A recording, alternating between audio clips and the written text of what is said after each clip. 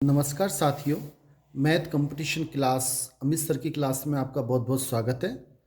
साथियों, आज की क्लास में हम रिट एग्ज़ाम में आए हुए 2012, 2015 में अच्छे जो क्वेश्चन हैं उनको देखेंगे, मोस्ट क्वेश्चनों को। पहला क्वेश्चन इस प्रकार है, निम्न में से किसका मान 3 की पावर 2 और उसकी पावर 3 के बराबर नहीं है। आंसर देखिए आप, हमसे क्या कह रहा है कि इसका मान किसके बराबर नहीं है। इसके बराबर है या नहीं? बिल्कुल है। क्यों? क्योंकि 3 की पावर 2 और उसकी पावर 3 को हम क्या लिख सकते हैं, घात पे घात गुणा होती है, तो 3 की पावर 6, यानी ये इसके बराबर है। अब 3 की पावर 2 उसकी पावर 3 को हम ऐसे भी लिख सकते हैं, 3 की पावर 2 होता है 9 और 9 की पावर 3 यानी कि 9 की पावर 3, यानी कि इसके बराबर भी है। नेक्स्ट देखें, हम इसमें 27 की पावर 2 लिख सकते हैं या नहीं लिख सकते हैं? बिल्कुल लिख सकते हैं। कैसे लिख सकते हैं आप देख लें। 3 की पावर 2 उसकी पावर 3, इसको मैं ऐसे लिख सकता हूँ 3 की पावर 3 उसकी घात 2, बात एक ही है। 2 गुणा 3 चाहे 3 गुणा 2, ऐसे मैंने ऊपर नीचे कर दिया। और 3 की पावर 3 का मतलब होता है 27 और उसकी घात 2, यानी 27 की घात 2, यानी इसके बराबर भी है। परंतु ये इसका मतलब ऑप्शन कौन सा सही है? डी, ये इसके बराबर नहीं है। हम इसे किसी भी तरह से इस तरह से नहीं लिख पाएंगे कि 6 की घात 3, बिल्कुल नहीं होगा। 6 की घात 3 कैसे होगा? क्योंकि 3 की घात, ये तो 3 ऊपर है ही, और इसका मान 6 हो नहीं सकता, इसका मान 9 होता है। इसलिए हमारा सही आंसर डी है। नेक्स्ट क्वेश्चन देख लेते हैं साथियों। ये हमारा दूसरा क्वेश्चन है कि a प्लस बी का होल स्क्वायर बराबर A square plus B square plus 2ab के बारे में क्या सत्य है। यह एक सर्वसमीका है, बिल्कुल ठीक है, ये सर्वसमीका है। क्यों सर्वसमीका हम किसे कहते हैं? कि वह समीकरण, पहले तो ये समीकरण है या नहीं, पहले समीकरण समझे, उसके बाद सर्वसमीका समझे। कि समीकरण किसे कहते हैं? समीकरण उसे कहते हैं जिसमें बराबर चिन्ह लग रहा हो, वो समीकरण है। इसमें बराबर का चिन्ह लग रहा है, लग रहा है। अगर बराबर का चिन्ह मिल जाए तो आप समझ लो वो समीकरण है, यानी कि बी ऑप्शन तो बिल्कुल ठीक है। अब ये सर्वसमीका है कि नहीं? है, क्योंकि वह समीकरण जिसमें बराबर लग रहा हो और वो जिस भी मतलब जैसे ए और बी के प्रत्येक मान के लिए सत्य है। अब ये समीकरण है, ये ए और बी के प्रत्येक मान के लिए सत्य है, ऐसा नहीं है कि किसी विशेष परिस्थिति के लिए सत्य है। समझ लें, जैसे Sen square theta plus cos square theta बराबर क्या होता है? 1।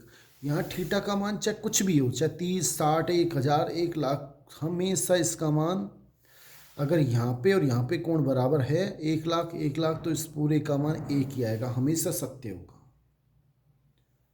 मेरी ख्याल से बात समझ में आ गई होगी।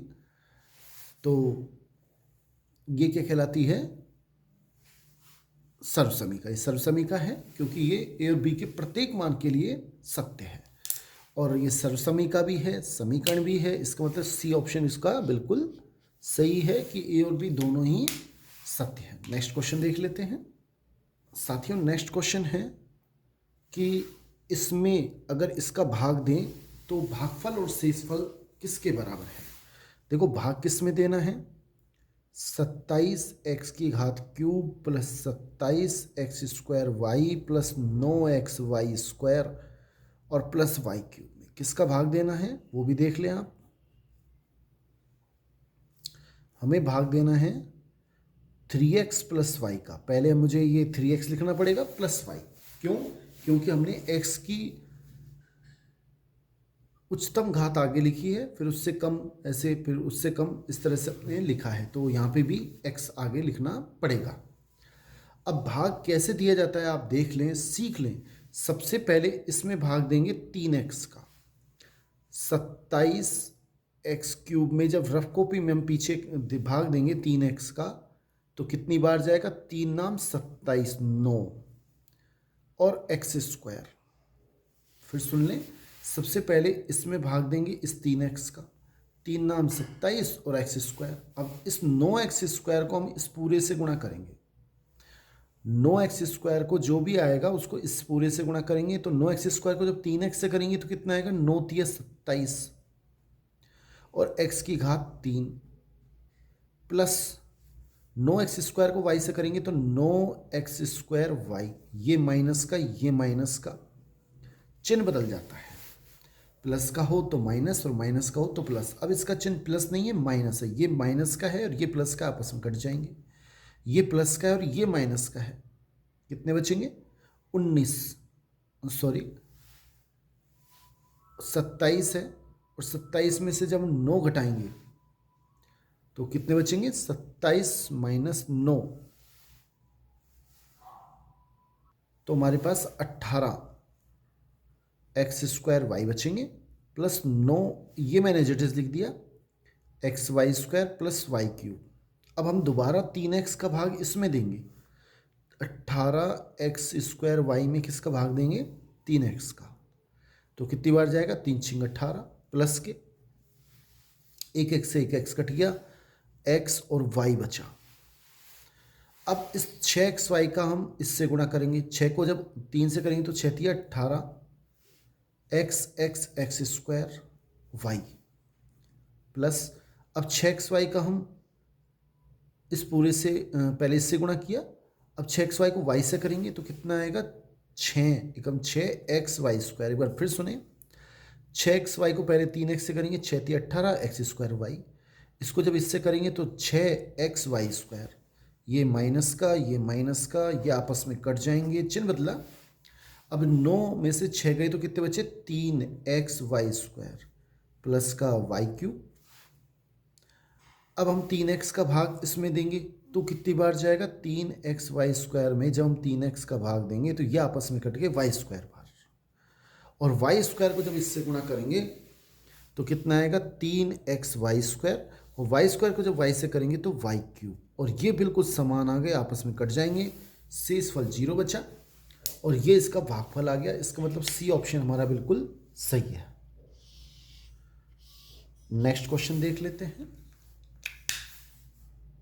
साथियों। नेक्स्ट क्वेश्चन है, ये चिन्ह क्या कहलाता है। ये चिन्ह हमें दे रखा है बच्चों, ये हम बारंबारता में काम में लेते हैं। कोई संख्या जैसे अब 2 3 4 4 5 4 4 6 4 ऐसे आती है तो हम इसको कैसे करते हैं, यहाँ x लिखते हैं, यहाँ f बारंबारता, और उससे पहले हम मिलान चिन्ह लिखते हैं, मिलान चिन्ह, और फिर लिखते हैं बारंबारता। जैसे 2 है, कितनी बार आया, एक बार, एक डंडा, यहाँ 1 लिख देंगे। फिर 3 कितनी बार आया, मान लो ऐसे लिखा है तो 1 डंडा 2 डंडा, यहाँ 2 लिख देंगे। ऐसे 4 की बात करें तो 1 2 3 4 5, तो हम क्या करते हैं 1 2 3 4 और क्यों 5। तो ये चिन्ह होता है मिलान चिन्ह का, या टैली चिन्ह इंग्लिश में बोलते हैं।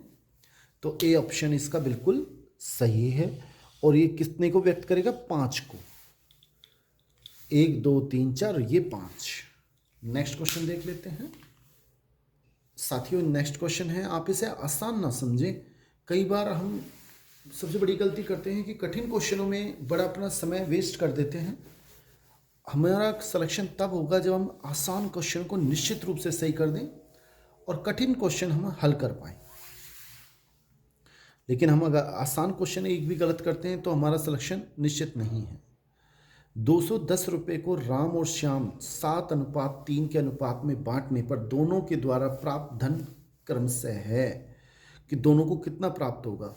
भाई राम का अनुपात कितना है, 7, कुल अनुपात कितना है, इन दोनों को हम जोड़ेंगे।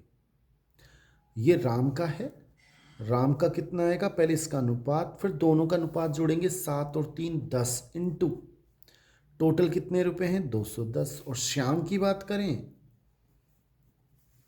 तो कितना आएगा, पहले इसका अनुपात कितना है श्याम का, 3, दोनों का टोटल वही 10 इंटू 210। 1 0 से 1 0 कट जाएगी तो कितना आएगा, 7 एकम 7, 7 दूनी 14, 147 रुपये तो आएंगे राम के।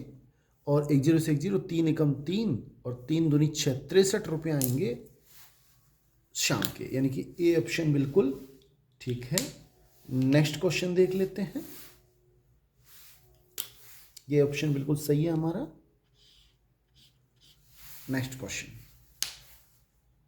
साथियों नेक्स्ट क्वेश्चन है, एक चतुर्भुज की रचना के लिए उसके कम से कम कितने अवयव ज्ञात होने आवश्यक हैं। यदि हम कोई भी चतुर्भुज की रचना करें तो हमारे पास कम से कम 5 अवयवों की आवश्यकता होनी चाहिए। 5 से अगर कम अवयव हैं तो हम चतुर्भुज नहीं बना सकते। यानी कि जैसे हमें उसकी 4 भुजा दे दे, 1 विकर्ण दे दे, या 3 भुजा दे दे, 2 विकर्ण दे दे। इस तरह से हमें कम से कम 5 अवयव, कोण भी दे सकता है, तो कम से कम 5 अवयव अगर हमारे पास है, 4 भुजा 1 कोण दे दे, तो हम चतुर्भुज बना सकते हैं। इससे कम स्थिति में हम चतुर्भुज नहीं बना पाएंगे। कम से कम 5 अवयव हमें देने चाहिए। नेक्स्ट क्वेश्चन देख लें साथियों। ये आगे के जो क्वेश्चन हैं रिट एग्जाम 2015 में आए हुए हैं और क्वेश्चन इस प्रकार है, हमसे कह रहा है इसमें n का मान क्या होगा। बड़ा आसान है, देखो 3 की घात n इंटू 3 अंडर रूट 3 का मान हमें दे रखा है अंडर रूट 3 की घात 5 इंटू 9 की घात 2। हम इसे कैसे हल करेंगे।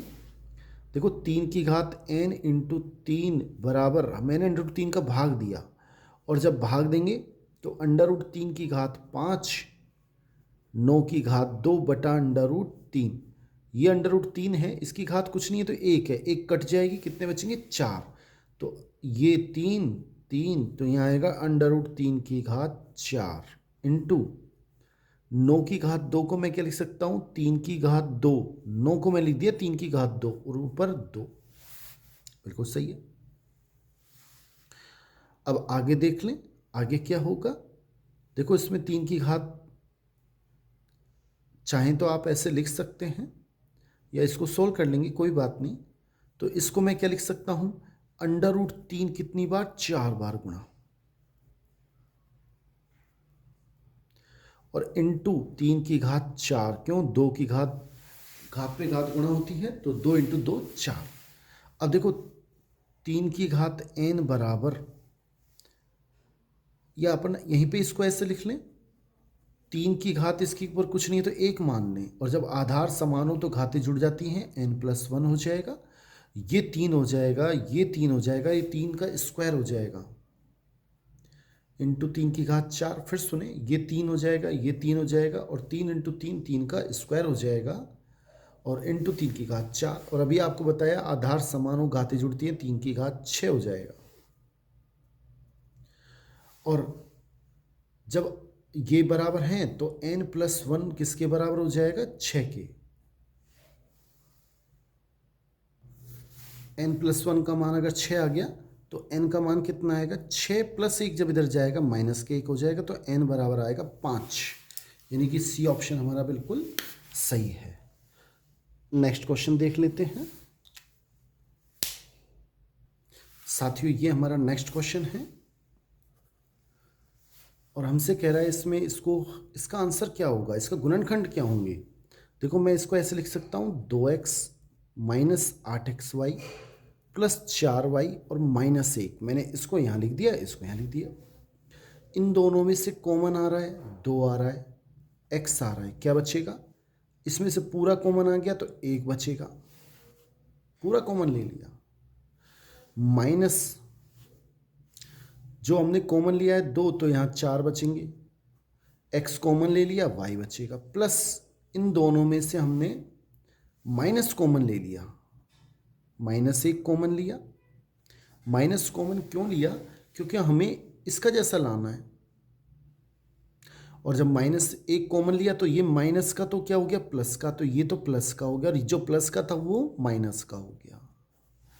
आप गुणा करके देख लें, इसको इससे गुणा करेंगे तो -1, इसको इससे करेंगे प्लस के 4y। अब दोनों में से ही समान हो गया, 1 - 4y ये कॉमन आ गया, क्या बचेगा 2x - 1। यानी कि ए ऑप्शन हमारा बिल्कुल सही है।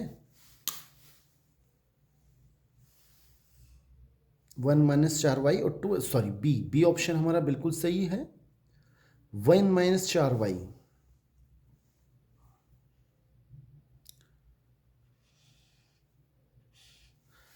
-4y और 2x - 1। नेक्स्ट क्वेश्चन देख लेते हैं। साथियों नेक्स्ट क्वेश्चन इस प्रकार है, 3x प्लस 7y बराबर 75 एक समीकरण हमें दे रखी है और दूसरी समीकरण हमें दे रखी है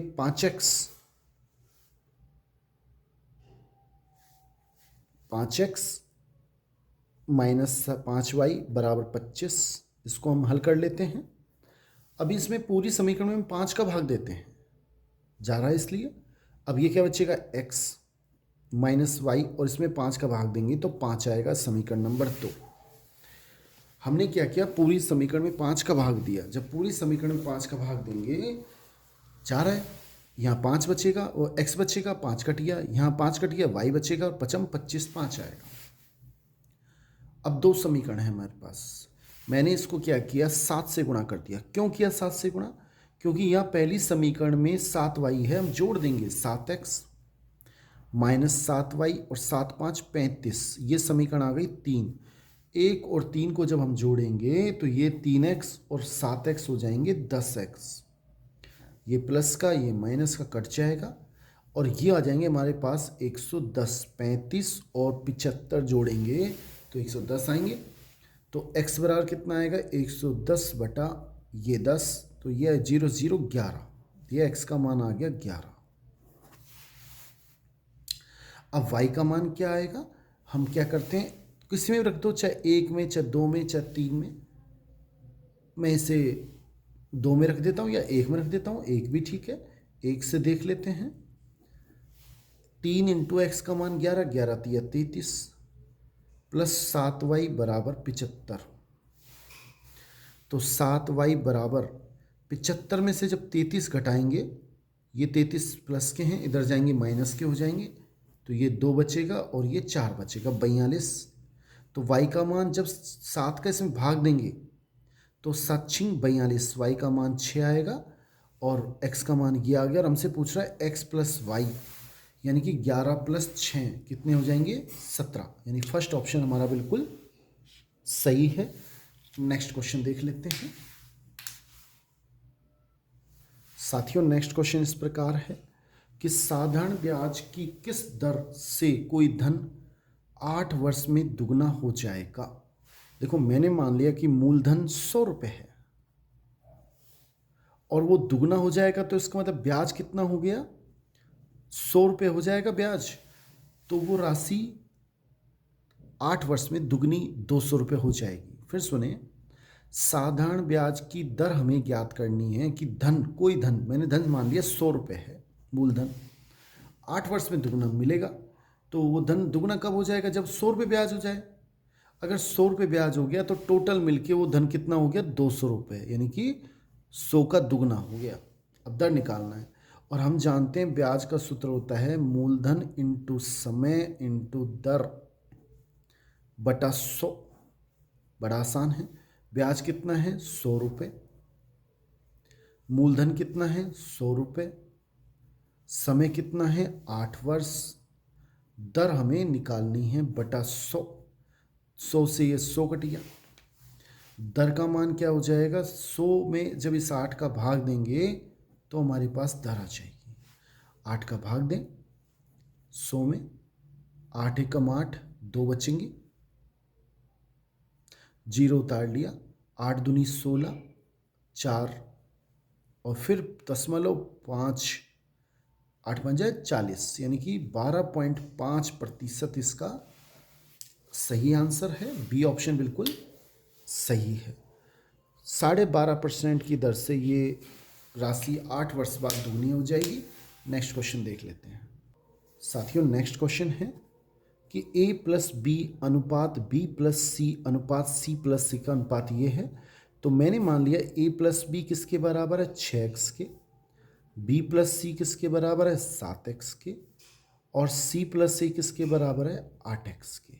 ये समीकरण 1, ये समीकरण 2, ये समीकरण 3, इन तीनों को मैंने जोड़ दिया, 1 प्लस 2 प्लस 3, और तीनों को जब जोड़ेंगे तो ये a और a 2a हो जाएगा,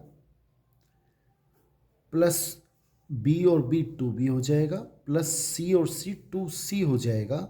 सारे 2 2 हो जाएंगे, 2a 2b और 2c। उन दो, इनमें से मैंने 2 कॉमन ले लिया तो ये आ गया 2a प्लस बी प्लस सी, और इधर जोड़ेंगे तो 7 7 दूनी 14, 7 21 आएगा, ये 21x हो जाएगा, 8 और 7 15, 15 और 6 21x। ठीक है, तो हमारे पास आ गया a प्लस बी प्लस सी का मान 21x बटा 2। इस 2 का मैंने इसमें भाग लगा दिया। एक बात और ध्यान से देखें, इसको मैंने समीकरण 4 मान लिया, और ये बराबर हमें दे रखा है, इसका मान 14 है। इसका मान कितना है? 14। तो यहाँ से आप देखें 21x बटा 2 किसके बराबर है? 14 के। तो मैंने क्या किया, इसके नीचे कुछ नहीं है तो 1 लगा दिया। इसको इससे गुणा करेंगे 21x, और इसको इससे करेंगे तो कितने आएंगे? 14 इंटू 2। तो x बराबर क्या हो जाएगा? 14 इंटू 2 बटा 21। 7 से काट लें, 7 या 21, 7 दूनी 14। तो x बराबर कितना आएगा? 2 दूनी 4 बटा 3। ये 4 बटा 3 आ गया x का मान। अब हमसे पूछ क्या रहा है? c का मान पूछ रहा है, केवल c का। c का मान के लिए क्या करना पड़ेगा? समीकरण 4 में से आप समीकरण 1 को घटा दें। ये a प्लस बी प्लस सी है, a प्लस बी यूँ घटा दें, या एक काम ऐसे भी कर सकते हैं, नहीं घटाना चाहते तो a प्लस बी का मान रख दें। क्या है a प्लस बी का मान? 6x, तो 6x यहाँ रख दिया, प्लस c बराबर 21x बटा 2। समझ में आ गया होगा। तो c बराबर क्या हो जाएगा? इस 6x को मैं इधर ले गया तो 21x बटा 2 माइनस 6x, इसके नीचे कुछ नहीं है तो 1 लगा दिया। c बराबर 2 लघुत्तम लिया, 21x एज इट इज, ये इधर गुणा होगा तो 12x। कितने बचेंगे? 21 में से 12 गए तो 9x बटा 2। तो c का मान आया 9x बटा 2, यानी कि 9 बटा 2 इंटू x का मान हम निकाल चुके हैं 4 बटा 3। 2 एकम 2, 2 दूनी 4, 3 एकम 3, 3 तिया 9, यानी 3 तिया 9, 3 दूनी 6 आंसर आएगा। यानी कि ए ऑप्शन बिल्कुल सही है। आप इस क्वेश्चन को थोड़ा सा ध्यान से देखें, समझ में आ जाएगा, कठिन नहीं है, तरीका ठीक है।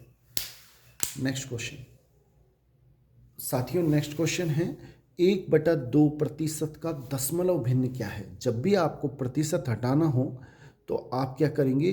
100 का उसमें भाग देंगे। तो 1/100 लिख दिया मैंने। प्रतिशत लाना है तो 100 से गुणा करेंगे। अब मैंने क्या किया, इसको 5 से ऊपर गुणा कर दिया और 5 से ही नीचे गुणा कर दिया।